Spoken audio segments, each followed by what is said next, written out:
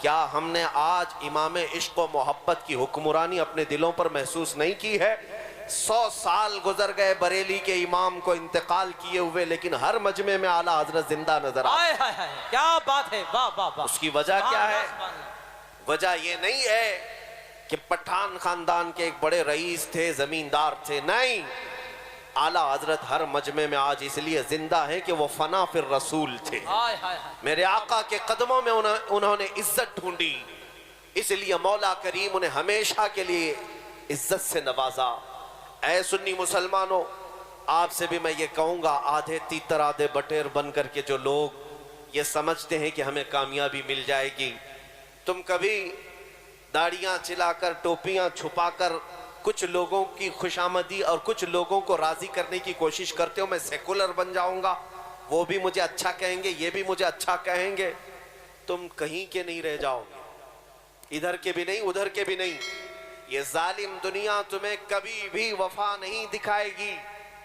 کاش تم ایک بار میرے مصطفیٰ کریم صلی اللہ تعالیٰ علیہ وسلم کے پورے غلام ہو جاؤ، پھر دیکھو میرے آقا صلی اللہ علیہ وسلم نہ دنیا میں تنہا چھوڑتے ہیں، نہ قبر میں اور نہ حشر۔ نعرہ تکبیر، نعرہ رسالت، شہید اعظم کانفرنس، مسلک اعلیٰ حضرت، غازی ملت۔ کیا بات ہے۔ عزت کس کی ہے؟ عزت رسول پاک صلی اللہ علیہ وسلم کے قدموں میں ہے، ان کے وفاداروں کی عزت ہے۔ آج جن لوگوں کے متعلق آپ یہ سمجھتے ہیں کہ ارے بھیڑ تو ان کی بھی ہے، کوئی سیاست پر بیٹھا ہوا نیتا آ جائے تو وہ بھی بھیڑ جمع کر لیتا ہے، میرے عزیزو بھیڑ کا نام عزت نہیں ہے۔ کیا بات، بھیڑ کا نام عزت نہیں ہے۔ ویسے مرے ہوئے جانور کو دیکھنے کے لیے کتے بھی بھیڑ لگاتے ہیں، کوے بھی بھیڑ لگاتے ہیں۔ کیا بات ہے۔ وہ بھیڑ عزت کی نہیں ہے، وہ نوچ کھانے والی بھیڑ ہے، مرے ہوئے جانور کو نوچنے والی بھیڑ ہے۔ اور حقیقی عزت کسے کہتے ہیں؟ شاید یہاں دیکھی ہوئی آنکھیں موجود ہوں گی، حضور تاج الشریعہ بدر الشریعہ۔ سبحان اللہ سبحان اللہ، زندہ باد زندہ باد۔ میرے عزیزو، وہ سوشل میڈیا کے قاضی القضات بھی نہیں تھے۔ میرے عزیزو، ہاں مجھے بتایا شیش گڑھ والوں نے کہ حضور تاج الشریعہ رحمت اللہ تعالیٰ علیہ اس میدان میں تشریف لائے، سبحان اللہ سبحان اللہ، اور میں جب یہاں آیا ہوں تو ان کا ایک ادنا غلام بن کر کے آیا ہوں، سبحان اللہ سبحان اور میرے پاس جو نسبت ہے زندگی بھر فخر کرنے کی، وہ انہی قدموں کی نسبت سے۔ اللہ، سبحان اللہ۔ الحمدللہ میں نے عزت دیکھی ہے بڑے بڑوں کی۔ اگر کوئی یہ سمجھتا ہے کہ بہت گورے ہونے کی وجہ سے لوگ عزت کرتے تھے تو یہ تمہاری خام خیالی ہے۔ عراق میں، ترکی میں، شام میں، مصر میں گورے لوگ کم نہیں ہیں، بہت حسین و جمیل لوگ ہیں۔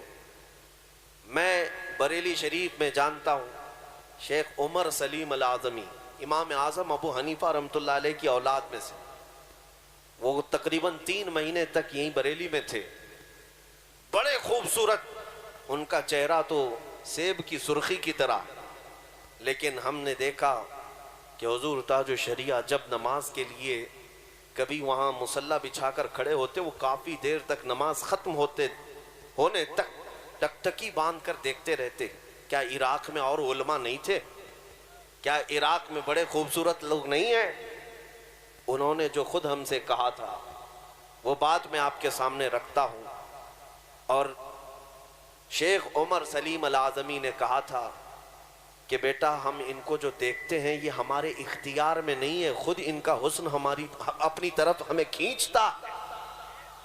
اور پھر انہوں نے کہا یہ حضور پاک صلی اللہ تعالیٰ علیہ وسلم کے سچے عشق کی برکت ہے جو سینہ ان کا لبالب بھرا ہوا ہے۔ عزت اس بات کی ہے، ابھی اگر میں ذکر کرنے لگ جاؤں تو یہاں عرس تاج الشریعہ ہی ہو جائے گا، لیکن میرا موضوع ہے حضور پاک کی محبت۔ میں آپ کو کہتا ہوں، مصر میں ایک ہمارے بہت بڑے استاد شیخ طاہا حبیشی صاحب انتقال فرما گئے، ابھی سادات میں سے تھے۔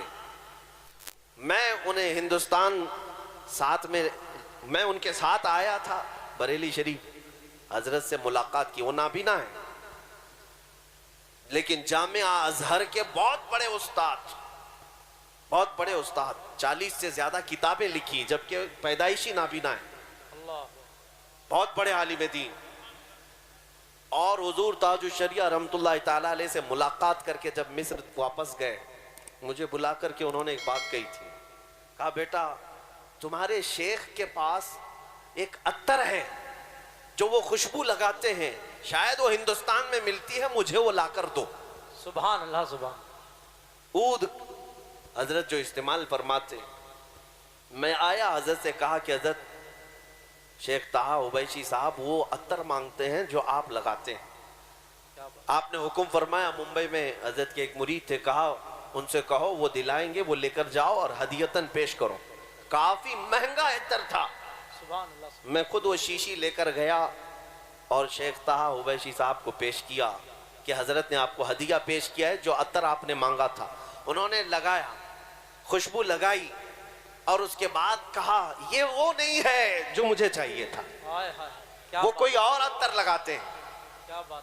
میں دوسری چھٹی میں پھر آیا، حضرت سے کہا کہ وہ کہہ رہے ہیں یہ عطر نہیں ہے، آپ کوئی اور عطر لگاتے ہیں. حضرت نے فرمایا ٹھیک ہے وہ بھی بھیجتے ہیں. پھر دوبارہ ایک اور قیمتی عطر میرے ہی ہاتھ سے بھیجا گیا. میں لے کر کے وہ جب پہنچا اس شیخ اعظم کے پاس، انہوں نے وہ لگایا. کہا بیٹا اب مت بولنا جا کر، یہ بھی وہ عطر نہیں ہے جو مجھے چاہیے تھا. اللہ اللہ. اب مت کہو، بار بار تکلیف میں مت ڈالو. تو میں نے پوچھا کہ حضور بتائیں تو صحیح کیسی تھی وہ خوشبو، کیا ہے؟ انہوں نے بات کہی، اپنا واقعہ بتایا. سن 1986 میں 1986 کی بات کر رہے ہیں. میں حج کے بعد مدینہ طیبہ کی حاضری کے لیے گیا تھا. شیخ نے فرمایا روضہ رسول کی حاضری کے وقت مجھے جالیوں کے اندر سے خوشبو آئی اور کافی دیر تک وہ خوشبو تھی.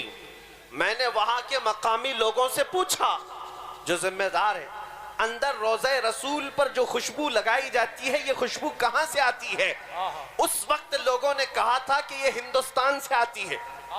واہ واہ. مجھے اس بات پر فخر ہے، سبحان میرے اللہ. آقا کے روضے پر ہند سے خوشبو گئی. کیا بات ہے. شیخ طہا عبیشی صاحب کہتے ہیں میں نے معلوم کیا تھا کہ روضہ رسول پر تمہارے ملک سے خوشبو بھیجی جاتی ہے، وہی لگائی جاتی ہے. کتنے سال ہو گئے؟ سن 1986 سے لے کر میں 2010 کی بات کر رہا ہوں. 2010 کی بات، تقریباً 25 سال گزر گئے. اس کے بعد وہ کہتے ہیں 25 سال میں ڈھونڈتا رہا کہ وہ عطر ملے، لیکن جب بریلی آیا تو تمہارے شیخ کے پاس مجھے وہ نظر آئی. ہائے ہائے ہائے کیا بات ہے. ان کے پاس مجھے وہ خوشبو آئی جو 25 سال پہلے میں سونگا تھا. واہ. میں چاہتا تھا کہ وہی خوشبو وہ مجھے بھیجیں. واہ واہ. اب مجھے سمجھ میں آیا کہ کچھ اور مانگ رہے ہیں. پھر ہم نے حضرت سے کہا ان کا واقعہ کہ وہ تقریباً 25 سال پہلے مدینہ طیبہ سے خوشبو سونگھے تھے اور ان کو وہ خوشبو آپ کے کپڑوں میں سمجھ میں آئی اور آپ کے پاس انہوں نے محسوس کی وہ خوشبو چاہتے ہیں. حضور تاج الشریعہ رحمۃ اللہ تعالیٰ علیہ، یہ عاشقوں کی بات میں کر رہا ہوں میرے عزیزوں. انہوں نے مسکرا کر کے کہا جاؤ پھر اب وہ کسی بازار میں نہیں ملے گی، حضرت سے کہہ دینا.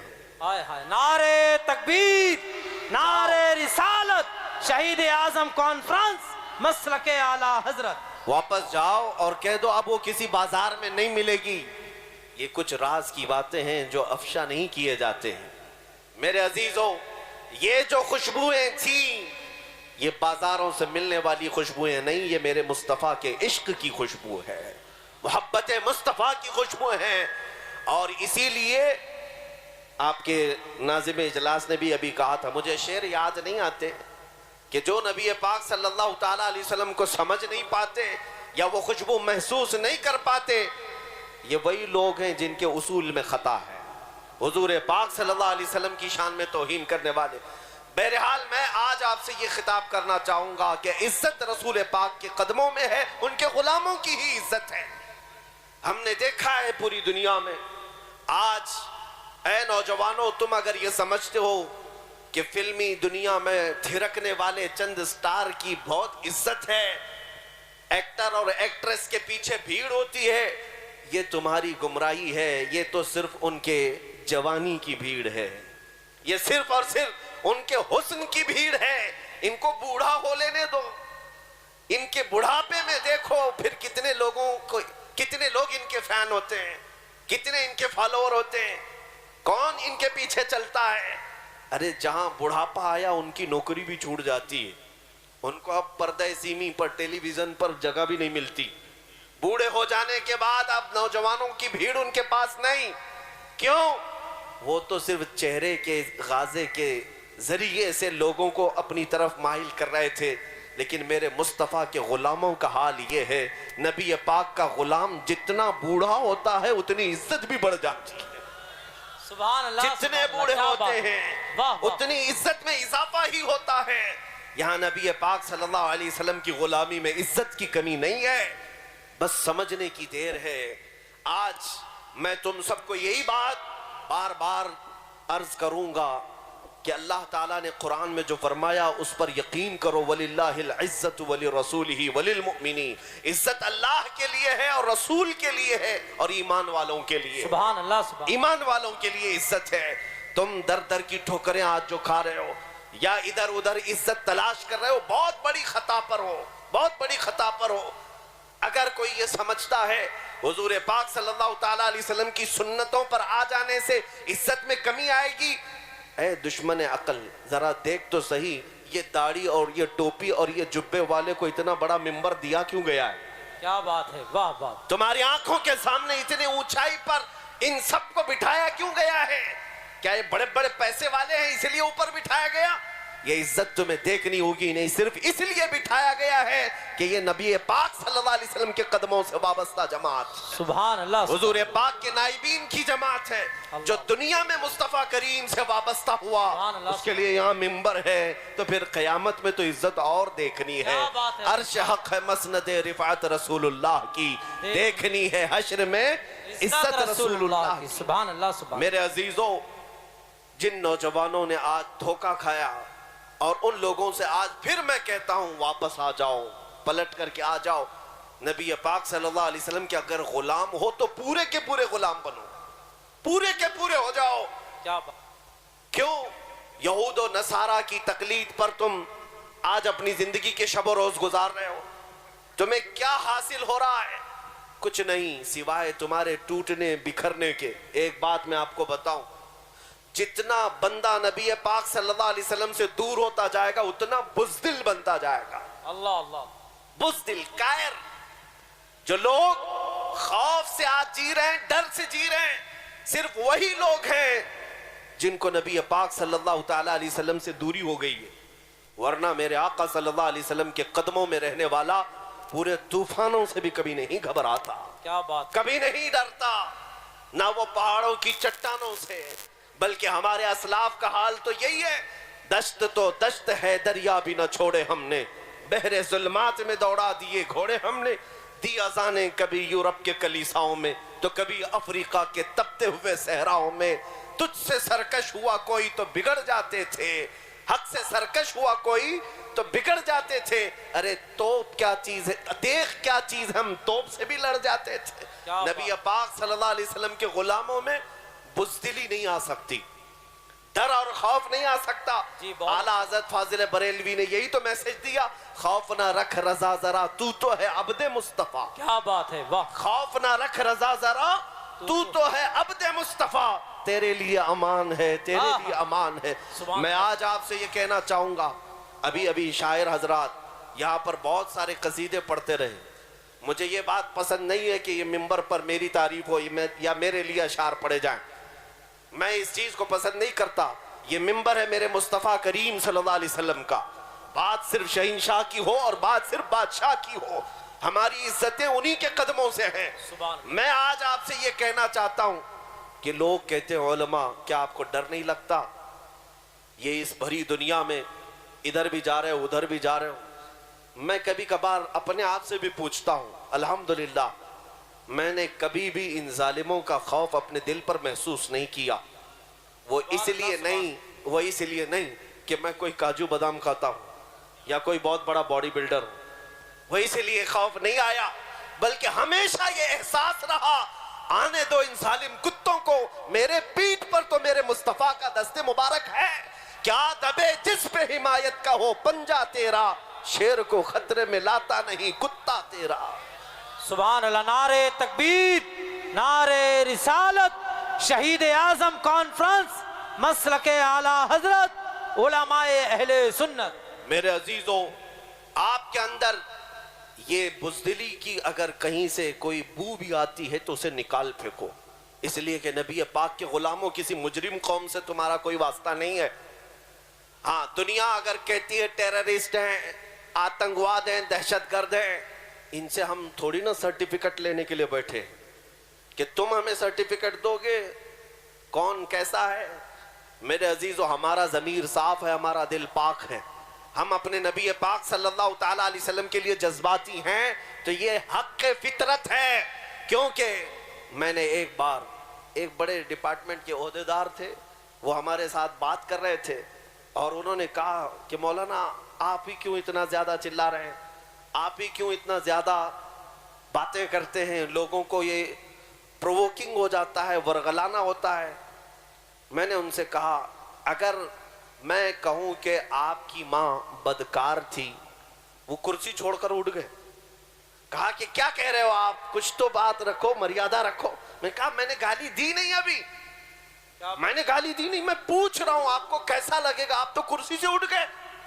آپ اپنی ماں سے اتنی محبت کرتے ہیں، قسم رب ذوالجلال کی کروڑوں ماؤں سے زیادہ ہر مسلمان اپنے نبی سے محبت کرتا ہے۔ نعرے تکبیر، نعرے رسالت، لبیک یا رسول اللہ، لبیک یا رسول اللہ، لبیک یا رسول اللہ، شہید اعظم کانفرنس۔ سبحان اللہ، واہ واہ واہ۔ یہ بات ہم آج ببانگے دہل کہہ سکتے ہیں، خوف اور ڈر نہ رکھو، اس لیے کہ جو بات ہم کہہ رہے ہیں وہ قانون کے دائرے میں بھی ہے اور ہمارا حق بھی ہے۔ ہم ہر طرح کے ظلم اور اذیتیں برداشت تو کر سکتے ہیں، میرے مصطفیٰ کریم صلی اللہ علیہ وسلم کی اہانت اور توہین برداشت نہیں کر پاتے، اور یہی طاقت تمہاری ہمیشہ کی تمہیں زندہ رکھتی ہے۔